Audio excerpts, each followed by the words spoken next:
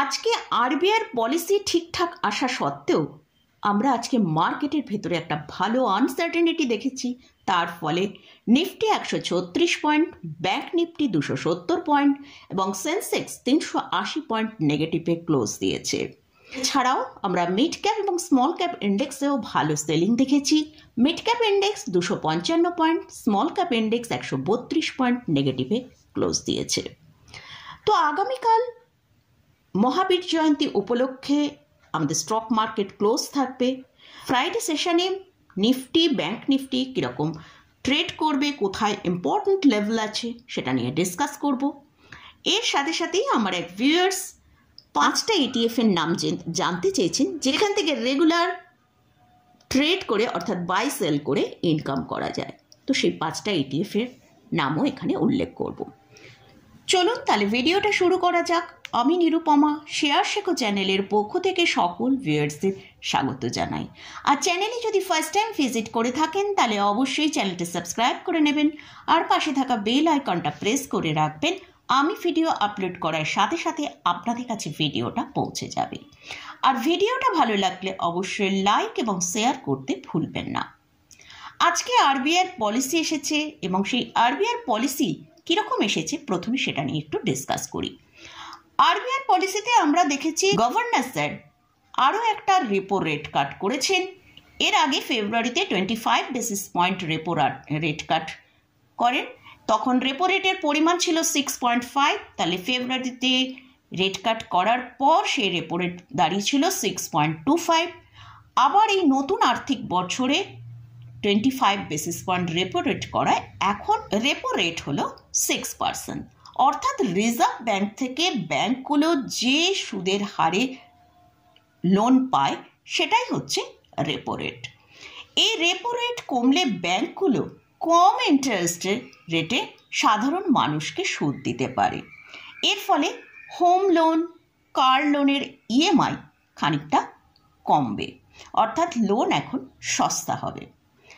এছাড়াও মনে করা হচ্ছে যে এই আমেরিকা যে ট্যারিফ লাগাচ্ছে অর্থাৎ আমেরিকা যে কর আরোপ করেছে এর ফলে ভারতের অর্থনৈতিক বৃদ্ধির হার 20 থেকে 40 বেসিস পয়েন্ট কমতে পারে। এর ফলে ব্রোকার হাউস গোল্ডম্যান স্যাক্সের মতে তারা মনে করছে ভারতের আগামী 2025-এ জিডিপির হার 6.3% থেকে কমে 6.1%-এ চলে আসতে পারে। আরবিআইয়ের পলিসি আজকে ভালো আসা সত্ত্বেও আমরা কিন্তু মার্কেটের মধ্যে সেরকম কোনো রিকভার দেখতে পাইনি। তো এটা কেন আরবিআইয়ের পলিসি ঠিকঠাক এলো তার সত্ত্বেও আমরা মার্কেটের রিকভার দেখতে পেলাম না? এর কারণ হলো বেশ কয়েকটা, এর জন্য কারণ রয়েছে। ফার্স্ট হচ্ছে এফআইসরা আবার মার্কেটে সেল করছে। আমরা গতকাল দেখেছি এফআইসরা কিন্তু একটা ভালো কোয়ান্টিটিতে মার্কেটে সেল করেছে। এরই সাথে আমাদের ইন্ডিয়ান মার্কেটের যদি লাস্ট 5 ডেজ দেখি অর্থাৎ মানডে পর্যন্ত, সেখানে আমরা কিন্তু একটা মাত্র ট্রেডিং সেশন পাচ্ছি, আমাদের সেটা ওপেন থাকবে। বাকি থার্সডে এবং মানডে হলিডে থাকার জন্য মার্কেট ক্লোজ থাকবে। তাই বেশিরভাগ ট্রেডার্সরা এই মার্কেটে যেহেতু এতটা হলিডে রয়েছে তারা নতুন পজিশন নিতে চাইছে না। কারণ এর মধ্যেই যদি আমেরিকার ট্রাম্প স্যার যদি আবার নতুন করে কিছু ট্যারিফ নিয়ে নতুন করে কিছু যদি বলেন, সেটা কিন্তু মার্কেটের ওপর একটা বড় রিয়্যাক্ট হতে পারে। তার ফলে ট্রেডার্সরা কিন্তু তারা নতুন পজিশন নিতে চাইছে না। এছাড়াও আমরা যদি গ্লোবাল মার্কেটের দিকে ফোকাস করি, সেখানে আমরা দেখতে পাচ্ছি ইউএস মার্কেটের ডাউন জোনের ফিউচার কিছুটা রিকভার করেও এখন 200 থেকে 250 পয়েন্টের মতন নিচে ট্রেড করছে। ইউরোপ মার্কেট 2 থেকে 2.5% নিচেই ট্রেড করছে। এছাড়া এশিয়া মার্কেটের দিকে যদি ফোকাস করি, সেখানে দেখছি এশিয়া মার্কেটও একটা ভালো নেগেটিভে ক্লোজ দিয়েছে।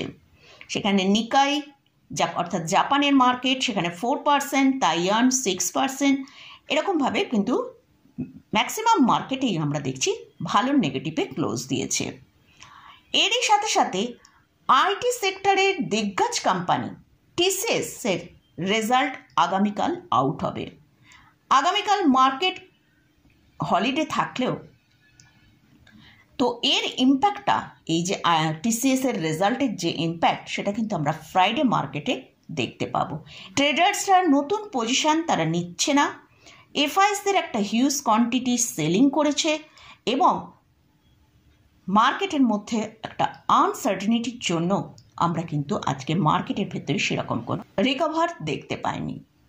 তো যাই হোক, নিফটি ক্লোজ হয়েছে 22,399-তে। নিফটির জন্য এখন যেটা ইম্পর্ট্যান্ট লেভেল সেটা হচ্ছে 22,250। যদি 22,250-এর নিচে নিফটি চলে যায় তাহলে কিন্তু, এবং ট্রেড করে সাস্টেন করে, তাহলে কিন্তু ভালো সেলিং আসার সম্ভাবনা আছে। আর নিফটির জন্য এখন যেটা স্ট্রং সাপোর্টের কাজ করছে সেটা হচ্ছে 22,050। আর ওপরের দিকে নিফটিকে যেতে গেলে অবশ্যই 22,800 থেকে 22,850-এর উপর ট্রেড করে সাস্টেন করতে হবে, তবেই আমরা ভালো আপসাইড দেখতে পারি। না হলে নিফটি কিন্তু একটা রেঞ্জের মধ্যে ট্রেড করতে পারে, নিচের দিকে 22,050 থেকে 22,100-র মধ্যে, আর ওপরের দিকে 22,700 থেকে 22,800, এই রেঞ্জের মধ্যেই নিফটি এখন বেশ কিছুদিন ট্রেড করতে পারে। তো এটা গেল নিফটি নিয়ে আলোচনা করলাম। এবারে আসছে ব্যাংক নিফটি। ব্যাংক নিফটি আজকে ক্লোজ দিয়েছে 50,240-এ, অর্থাৎ 270 পয়েন্ট নেগেটিভে ক্লোজ হয়েছে। তো ব্যাংক নিফটির আরবিআর পলিসি আজকে ছিল, তার সাথেও মার্কেটে আমরা কিন্তু সেরকমভাবে ব্যাংক নিফটির মধ্যেও রিকভার দেখতে পাইনি, কিন্তু ব্যাংক নিফটি নিফটির থেকে ভালো পারফরমেন্সের মধ্যেই রয়েছে। তো ব্যাংক নিফটি যদি 50,850-এর ওপর ট্রেড করে সাস্টেন করতে পারে, তাহলে ব্যাংক নিফটির ওপর একটা ভালো আপসাইড আমরা দেখতে পেতে পারি।